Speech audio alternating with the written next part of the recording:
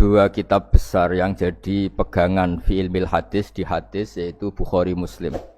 Saya alhamdulillah tadi pagi ngaji Bukhari, sekarang saya mau ngaji Sahih Muslim tentang Mi'raj. Dari sekian cerita Mi'raj yang mungkin jarang disebutkan adalah riwayat di Sahih Muslim. Di kitab saya halaman 83 saya baca. Di antaranya dijelaskan falamma alawna sama ad-dunya. Jadi di peristiwa Mi'raj yang jarang diceritakan orang itu, Rasulullah itu ketemu Nabi Adam. Dan Nabi Adam itu disebutkan di sini faidan an yaminihi aswidatun wa an yasarihi aswidatun. Dari sisi kanan itu ada kelompok besar, dari sisi kiri juga kelompok besar. Saya baca teks aslinya ya, tabarruk ya, supaya dapat berkah dari bahasa Rasulullah SAW. Ini cerita Nabi ketika ketemu Nabi Adam. Fa idza nazara qibala yaminih dhahika wa idza nazara qibala shimalih baka. Nabi Adam ketika melihat ke kanan itu senyum-senyum, senang sekali. Tapi kalau melihat ke kiri itu nangis. Lalu Rasulullah SAW tanya ke malaikat Jibril, itu siapa? Itu Adam. Dan yang kelompok di kanan itu ahli surga. Maka beliau kalau melihat senang sekali, dan kalau yang di kiri itu ahli neraka, kalau beliau melihat itu susah sekali. Artinya apa? Betapa susahnya jadi Nabi Adam itu. Jadi kalau misalnya ada koruptor ketangkep gitu ya, yang nangkep ya cucunya, yang ditangkep juga cucunya. Kalau kita punya anak 10 itu, terus yang satu misalnya nyuri milik temannya, milik saudaranya itu, sing naboi ya anaknya, yang ditabui juga anaknya. Kayak apa tersiksanya seorang Nabi Adam? Karena enggak punya pilihan, pasti dari sekian kasus dolim dan mazlum, yang mendolimi maupun yang didolimi itu pasti anak cucunya. Jadi betapa susahnya seorang Nabi Adam. Jadi termasuk kearifan kita sebagai manusia itu belajar dari takdir yang kita hadapi, yaitu keterbatasan kita sebagai manusia. Kita harus bisa ngelola kegagalan, terima qadha qadar. Makanya kata Mbah Mun, abahnya Gus Yasin itu sering cerita ke saya, iman itu paling dhuwur itu iman qadha qadar, khairihi wa syarrihi minallah. Kita harus punya kesiapan iman khairihi wa syarrihi minallah. Bahwa segala kebaikan, segala syar itu sudah digariskan oleh Allah Ta'ala. Kita bisa apa sebagai manusia? Jadi pertama Nabi Muhammad ketemu di as-sama'id dunya, langit paling dekat, itu ketemu Nabi Adam dengan kondisi seperti tadi. Kalau melihat ke kanan itu senyum, karena itu anak-anak beliau, turunan beliau yang ahli surga. Kalau melihat ke kiri itu nangis, karena itu cucu beliau yang ditakdir tidak jadi orang baik. Artinya kalau ada peristiwa sosial apa saja, yang satu zalim, yang satu mazlum, atau yang satu benar, yang satu salah, atau sama-sama benar tapi salah faham, itu semua adalah cucu Nabi Adam alaihis salam, dan itu membuat beliau kadang-kadang dohika, kadang-kadang senyum, kadang-kadang baka, kadang-kadang nangis. Jadi itu yang menjadikan tambahnya arifnya Rasulullah SAW. Saya teruskan.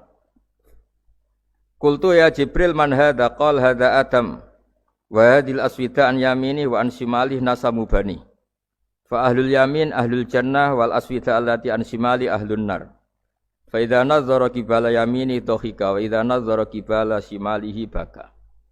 Itu seperti misalnya kita punya anak 5, yang satu sukses jadi profesor doktor atau jadi orang alim, yang satu sekolah saja agak naik, misalnya sudah agak naik, entekno dunya itu nghabiskan harta itu kan.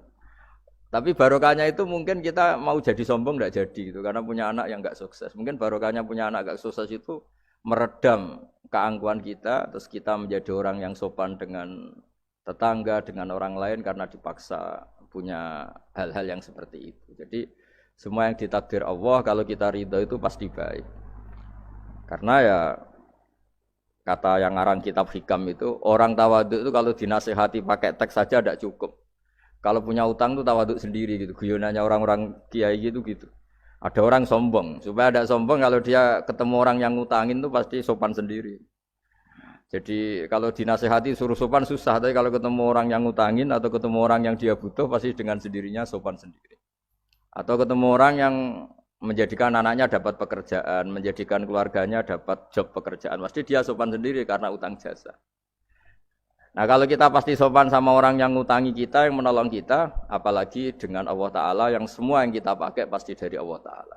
Dengan demikian sudah keharusan kita sangat-sangat sopan pada Allah Ta'ala. Yang implementasinya dengan sujud dan dengan sholat. Itu juga yang dibawa dari hasil Mi'raj. Ini saya baca teksnya ya. Saya tadi jam 9 baca Bukhari di Kudus sama beberapa habaib, alhamdulillah. Sekarang saya teruskan dengan Sahih Muslim. Termasuk kitab 6 yang paling dipakai ahli sunnah itu Al-Kutubus Sittah, yang paling pokok itu adalah Bukhari Muslim.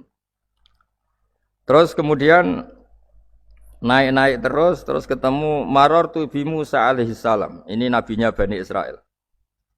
Saya kemudian ketemu dengan Nabi Musa alaihi salam. Nabi Musa itu nabinya Bani Israel. Jadi orang Bani Israel itu bawaannya itu protes. Protes itu komplain.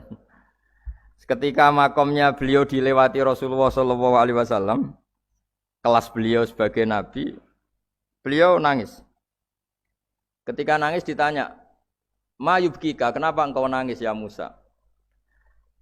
Terus ini saya baca supaya seperti teksnya.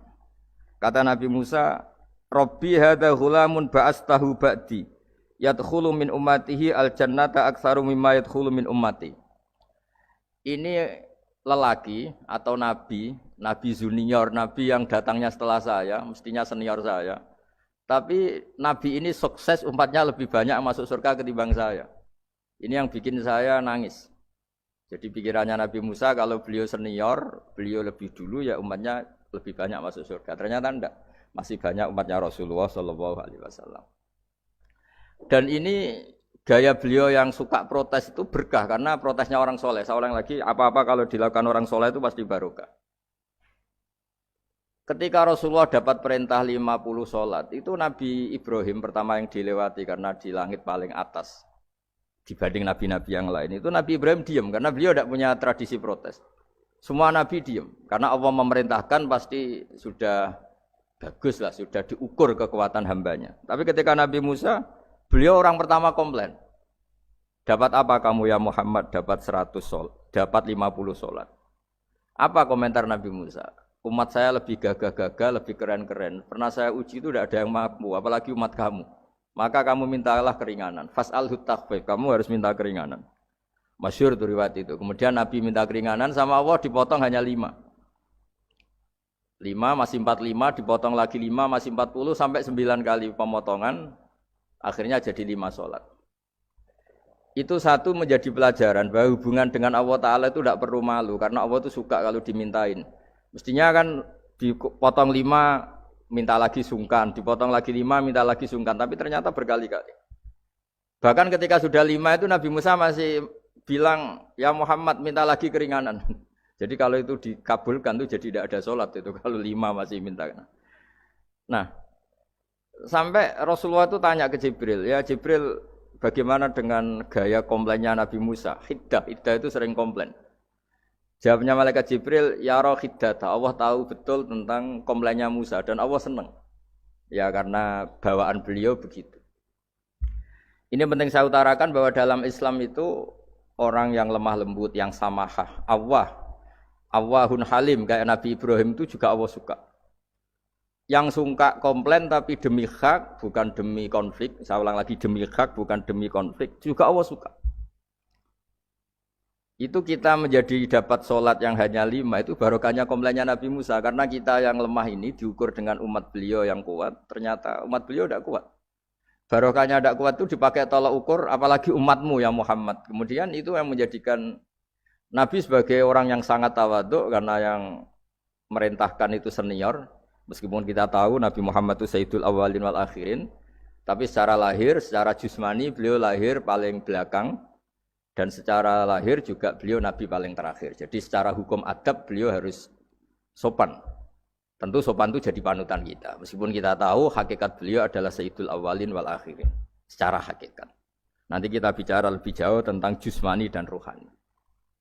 Nah akhirnya keturutan sampai 5 sholat yang kita lakukan sekarang itu barokahnya komplainnya Nabi Musa. Banyak di cerita-cerita kitab hadis. ketika Nabi Musa ngaji sama Nabi Khidir, itu komplainnya Nabi Musa menjadi fikih yang luar biasa, kata kitab Ibnu Hajar Al-Asqalani Fathul Bari. Ketika beliau ngaji sama Nabi Khidir, kemudian Nabi Khidir itu dipinjemin perahu sama masyarakat. Sudah dipinjemin karena beliau majanan ya, dikasih gratis. Tapi di tengah-tengah perjalanan perahunya itu dilubangi. Nabi Musa komplain, akhirat tahal itu khriqo ahla, masa kamu lubangin padahal kamu naik, nanti gimana, kamu sudah pinjem, enggak bayar, masih ngerusak lagi, itu apa-apaan. Nabi Khidir ya relax saja, ilmu kamu belum cukup untuk menganalisis ini. Begitu juga ada 3 peristiwa yang Nabi Musa itu selalu komplain. Apa yang dikatakan Ibnu Hajar Al-Asqalani itu kitab yang sangat bagus sekali. Justru dengan protes itu Nabi Musa punya kelas di atas Nabi Khidir. Karena orang enggak boleh sukut alal mungkar. Karena secara fikih orang itu enggak boleh mendiamkan sesuatu yang buruk. Kita tahu dalam aturan fikih, di antara kewajiban kita adalah ingkarul mungkar. Mengingkari sesuatu yang memang harus diingkari. Ya meskipun tentu tidak dengan sikap destruktif yang merusak dan apa. Tapi yang enggak baik tentu kita ingkari. Perilaku Nabi Khidir yang melubangi perahu yang tidak miliknya, padahal yang punya perahu sudah menonton, itu perilaku yang enggak baik. Sehingga Nabi Musa protes. Justru protesnya Nabi Musa ini menjadikan beliau selalu di kelas fikih terbaik, yaitu ingkarul mungkar, mengingkari barang yang harus diingkari.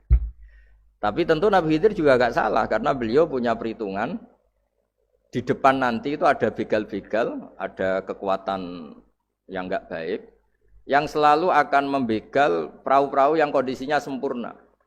Nabi Khidir punya perhitungan, kalau ibarat mobil ini spionnya kok enggak dipecah, enggak diambil, itu termasuk mobil bagus, pasti digarong. Tapi gara-gara spionnya dipecah dulu sama Nabi Khidir, terus depannya dilumuri apa supaya agak menarik, ini selamat. Jadi perhitungannya Nabi Khidir, wa kana wara'uhum maliku ya'khudhu kulla safinatin ghusba. Di beberapa tafsir diartikan safinah ay sholihah, karena di depannya nanti akan ketemu orang-orang yang dolim yang selalu ngambil perahu-perahu yang bagus. Caranya gimana supaya perahu itu gak diambil? Ya karena mereka hanya ngambil yang bagus, ya dirusak dulu supaya gak bagus. Kalau ya gak bagus nanti lolos dari garong tadi, dari pengambilan secara dolim tadi. Jadi Nabi Khidir gak salah karena ada visi seperti itu. Nabi Musa protes juga agak salah karena memang tugasnya fikih itu ingkarul mungkar, mengingkari barang yang memang enggak benar. Nah, di sini seperti yang dikatakan Gus Yassin, kita harus bisa ngelola perbedaan, ngelola beda sudut pandang dan sebagainya. Sehingga kita selalu dapat nikmat Allah Taala, wa allafa baina qulubihim, nikmat yang kita asik, kita hidup asik, nyaman. Doa-doa bapak-bapak saya, guru-guru kita sering ijazahi setiap ketemu teman atau keluarga disuruh berdoa, Allahumma alif baina qulubina wa aslih dzata bainina. Semoga hubungan kita dengan orang lain itu baik-baik saja dan semua konflik kita dibenahi oleh Allah Subhanahu wa taala. Karena kita tidak pernah tahu ya. Kita miskin kadang dianggap problem karena takut membebani tetangga. Tapi kita kaya juga kadang dianggap problem karena orang lain takut kalah dengan kita. Kita tidak pernah tahu cara pandang orang lain. Jadi kadang-kadang kita menang gitu, sama yang senang dikira kita pemikir serius gitu. Tapi sama yang enggak senang dikira kita merengut.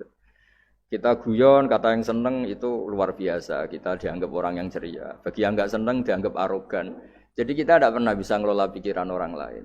Nah, barokahnya rahmat Allah yang tidak terbatas kita seperti ini. Dan itu digambarkan oleh Allah Ta'ala ketika ketemu antar Nabi itu. Cara pandang ya beda-beda. Nabi Ibrahim itu kalau melihat orang yang enggak benar, itu ya ngendikane faman tabi'ani fa innahu minni wa man asani fa innaka ghafurur rahim. Ya Allah, yang ikut saya ya karuan kelompok saya, yang tidak ikut saya semoga engkau banyak mengampuni mereka. Nabi Nuh beda sekali cara pandang. Nabi Isa ubudiyah murni. Ketika melihat orang yang enggak benar, beliau tidak ngambil sikap. Beliau ngendikan intu adzibhum fa innahum ibadu. Kalau engkau siksa nggih monggo Gusti, wong itu hamba-hamba jenengan, itu terserah jenengan. Wa in taghfir lahum, kalau engkau ampuni nggih monggo, jenengan yang punya pertimbangan lebih bijak.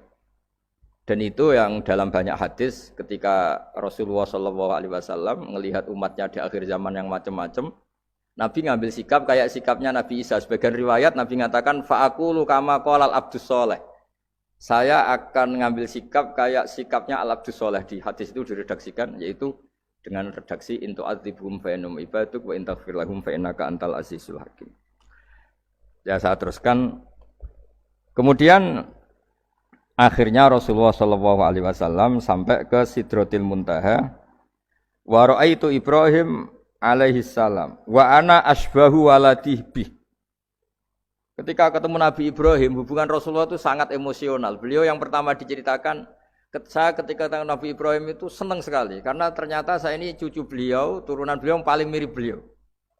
Jadi ini unik dari sekian peristiwa besar, peristiwa langit.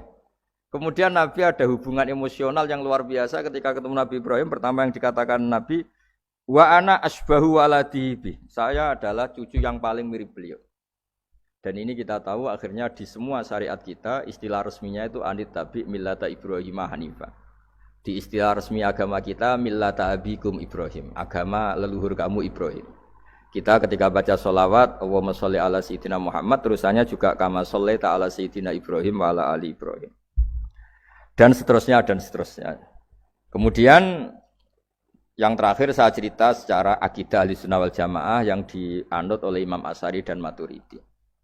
Meskipun secara lahir itu Nabi mengalami pertemuan dengan Allah di Sidratil Muntaha, tapi tetap saja kita cara pandang bahwa Allah Ta'ala itu mukhalafatul hawadis. Allah tidak bisa kamu andekan di satu tempat terus mengalami hal-hal yang kita alami sebagai makhluk. Sebab itu sirinya kenapa di surat Isra dimulai dari subhanalladzi. Allah tetap maha suci. Maha suci itu artinya terbebas dari yang kita alami.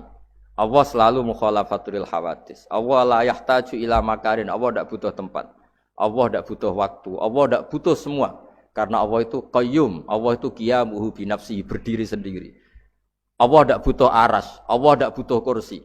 Tapi eksistensi kursi yang butuh Allah.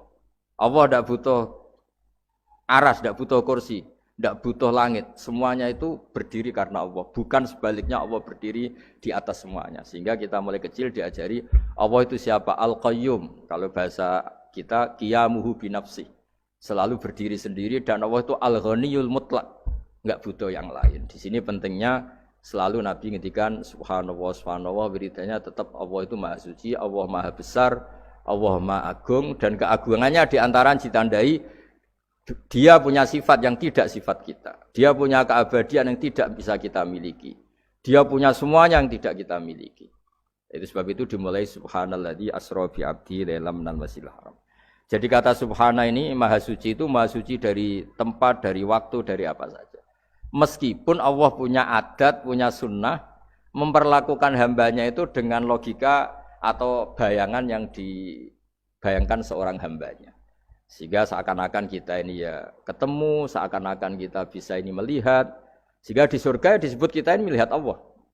Tapi semua ahli sunnah mengatakan, tapi kamu melihat Allah itu tetap saja bila kaifin walan khisorin. Tidak bisa terus menciri. Menciri itu bisa membatasi sifatnya Allah itu begini-begini, tidak bisa.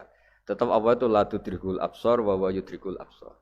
Tapi kita bisa disebut melihat dengan kemakhlukan kita yang profan.